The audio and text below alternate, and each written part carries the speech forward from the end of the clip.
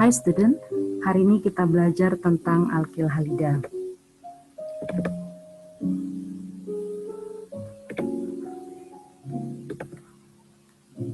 Notasi umum dari senyawa kelas ini adalah Rx,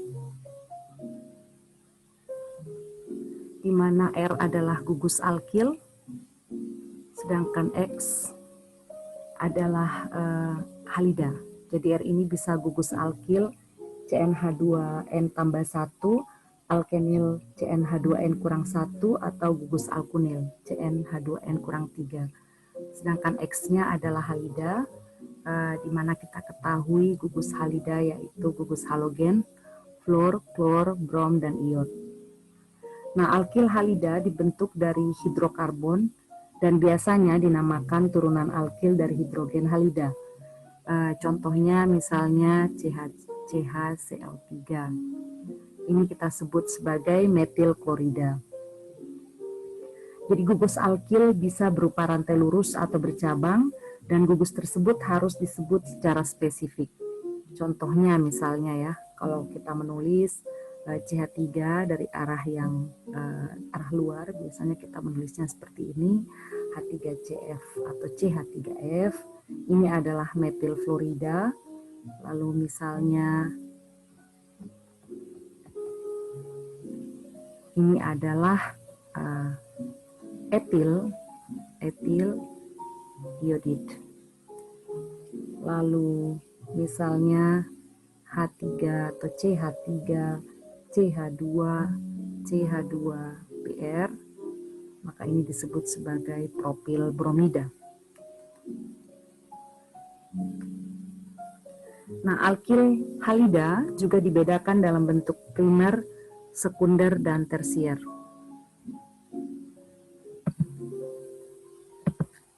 Untuk alkil halida, posisi primer atau biasanya kita sebut sebagai satu aksen.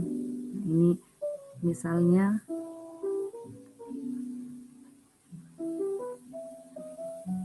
ini adalah alkil halida dengan posisi satu aksen yang berarti bentuknya adalah primer. Kemudian untuk bentuk sekunder, itu contohnya adalah R2CHX, di mana alkil halida di sini posisinya adalah dua aksen. Jadi ada percabangan R2 pada CHX. Lalu untuk posisi tersier, contohnya misalnya R3CX. Jadi tidak ada lagi H ya, tapi R3 merupakan gugus alkida. Jadi ini adalah alkil halida dengan posisi 3 aksen. Ini kita sebut sekunder, tersier, maaf. Jadi urutan kereaktifan alkil halida yang kita ketahui biasanya adalah fluor, klor. Fluor itu lebih besar daripada klor, klor lebih besar daripada brom, dan brom lebih besar daripada iod. Tentu saja primer di sini jauh lebih besar kereaktifannya dibandingkan sekunder, sedangkan sekunder itu lebih besar reaktivitasnya dibandingkan tersier.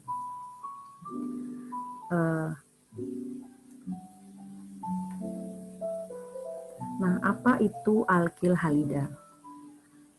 Senyawa organik yang mengandung paling tidak satu ikatan karbon halogen. Jadi ia selalu mengandung unsur CX, di mana X tersebut adalah fluor, klor, brom, dan iod.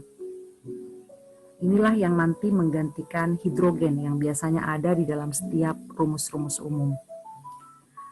Kemudian alkil halida dapat mempunyai banyak ikatan CX, di mana sifat-sifat dan penggunaannya itu adalah sebagai pemadam api, kemudian pelarut, jadi biasanya digunakan sebagai refrigeran, dan di farmasi sering digunakan sebagai prekursor. Jadi prekursor itu adalah senyawa awal untuk menjadi bahan obat maupun untuk menjadi bahan-bahan penting lainnya. Untuk penamaan, jadi seperti biasa ya, berdasarkan rantai karbon terpanjang, jadi ia bisa mempunyai ikatan rangkap 2, bisa juga memiliki ikatan rangkap 3. Jadi penomoran selalu dimulai dari nomor terkecil suatu substituen alkil atau halogen. Contohnya misalnya,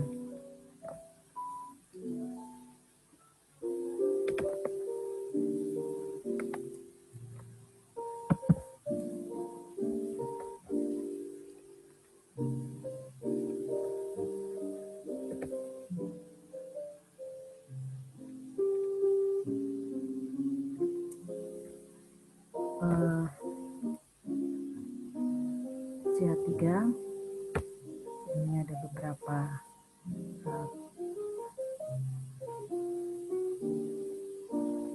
ini ada cabang metil di sini. Nah, ini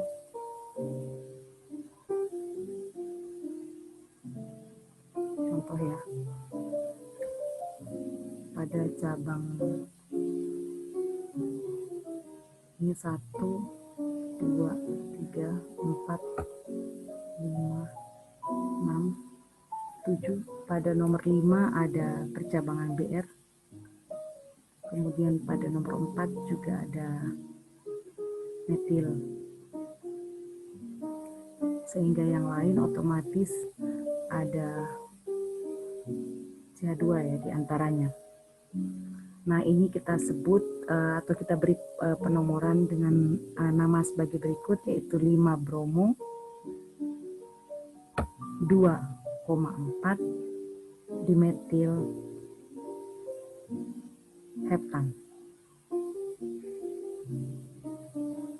Ya tentu saja karena kita memulai memberikan nomor dari nomor terkecil suatu substituen alkil atau halogen. Jadi kita memulai dari arah ini, yaitu 1, 2, 3, 4, 5. Pada nomor kelima itu ada attachment brom, sehingga brom ini ada di sini, 5 brom. Lalu kemudian nomor 2 dan 4 ada metil, maka kita menyebutnya dimetil, dengan total karbon jumlahnya itu ada 7, sehingga kita sebut sebagai heptan.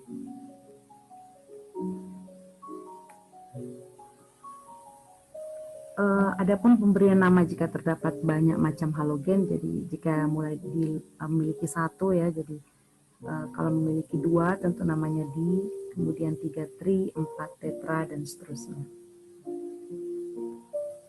Penamaan tentu berbasis pada alfabet. Untuk struktur alkil halida ini, ikatan CX itu semakin panjang dari atas ke bawah dari tabel periodik. Sedangkan ikatan CX makin lemah dari atas ke bawah dari tabel periodik. Jadi kalau semakin panjang itu justru semakin lemah. Kemudian ikatan CX terpolarisasi dengan atom karbon bermuatan positif, atom halogen bermuatan negatif. Jadi itu akan terjadi polarisasi. Jadi berbeda dengan karbon-karbon rantai panjang lainnya ya. Jika CX ini semakin panjang, justru ikatannya maka akan semakin lemah. Jadi kekuatan reaktivitas maupun aktivitasnya itu lebih lemah dibandingkan jika CX itu lebih pendek ikatannya. Untuk pembuatan alkil halida,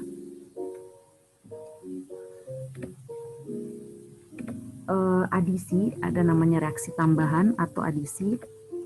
Adisi HCl, kemudian HBr, dan HI pada alkena itu akan menghasilkan produk Markovnikov namanya. Alkil dihalida dari, jadi ini istilahnya adalah Markovnikov. Alkil dihalida dari adisi anti suatu bromida atau klorida. Jadi contohnya sebagai berikut.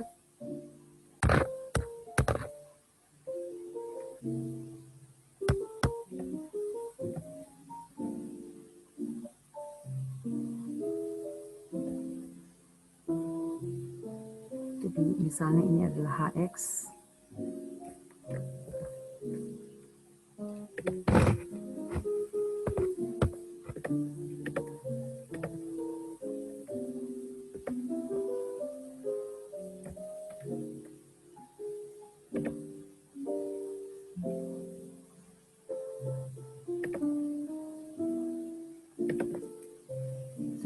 adalah HX ya, dengan attachment CH3 pada sisi ini. Ini adalah X atau halidanya. Kemudian ada H dan CH3. Lalu di sini ada H, ada 2H. Lalu di sini ada metil dan di sini ada X atau halida. Jadi X ini bisa klor, bisa brom. Ini kita menyebutnya sebagai reaksi Markovnikov. Kemudian adapun reaksi-reaksi yang sering terjadi, misalnya alkana ditambah dengan Cl2 klor atau brom atau dengan adanya cahaya, maka biasanya hal ini sulit terkontrol. Jadi kita menghindari terjadinya penambahan klor, penambahan brom bersama alkana. Akan terjadi mekanisme yang kita sebut mekanisme radikal. Jadi ini hanya pengetahuan umum ya, yang memperlihatkan bahwa tidak semua reaksi-reaksi Markovnikov maupun reaksi alkil halida itu dapat dikontrol. Jika ada alkana lalu ada penambahan klor Cl2 atau penambahan Br2, maka itu akan menimbulkan mekanisme radikal. Untuk pembuatan alkil halida biasanya kita memulai dari menggunakan alkohol.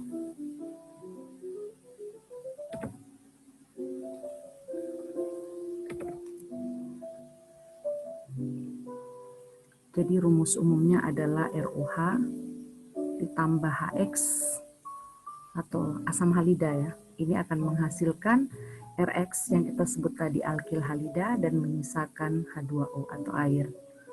Reaksi ini akan berlangsung dengan baik jika alkoholnya tersier. Bisa juga untuk alkohol sekunder dan primer, namun untuk primer dan sekunder itu bereaksi lebih lambat, meski dengan temperatur yang tinggi. Jadi kalau kita urut kereaktivitasannya, maka R3COH itu lebih reaktif daripada R2CHOH, di mana R2CHOH ini lebih reaktif lagi dibandingkan dengan RCH2OH.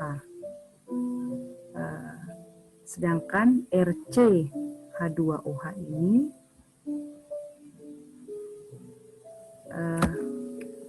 juga lebih reaktif dibandingkan dengan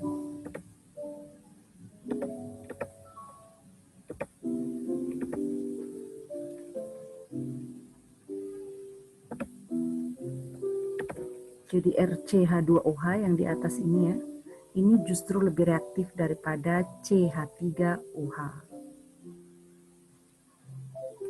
Olehnya yang paling reaktif adalah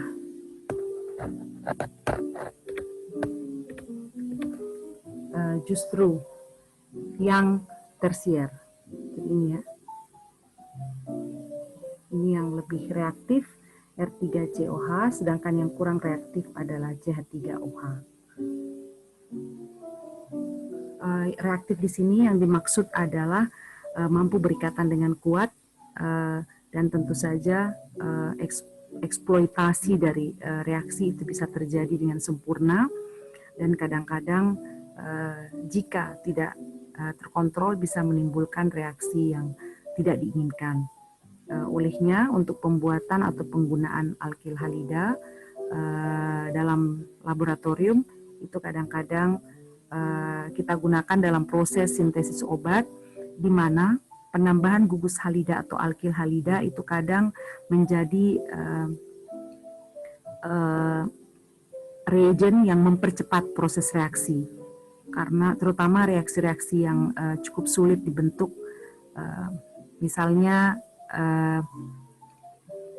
pemecahan gugus O2 atau pemecahan gugus karbonil, karena kekuatan dari senyawa tersebut yang sangat stabil membutuhkan pelarut-pelarut alkil halida untuk melepaskannya dan membentuk gugus hidroksil misalnya. reaksi alkohol tersier COH dengan HX itu cepat dan efektif.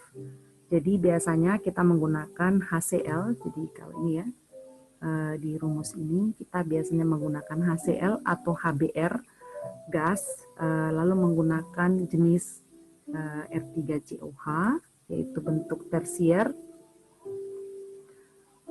untuk membentuk reaksi alkil halida.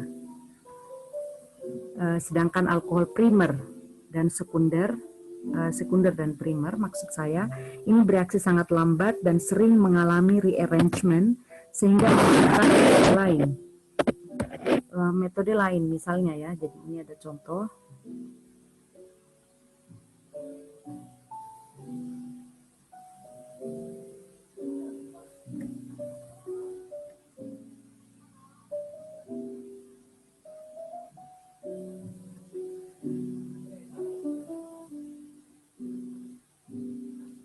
Jadi misalnya metil sikloheksanol. Jadi ini adalah metil sikloheksanol,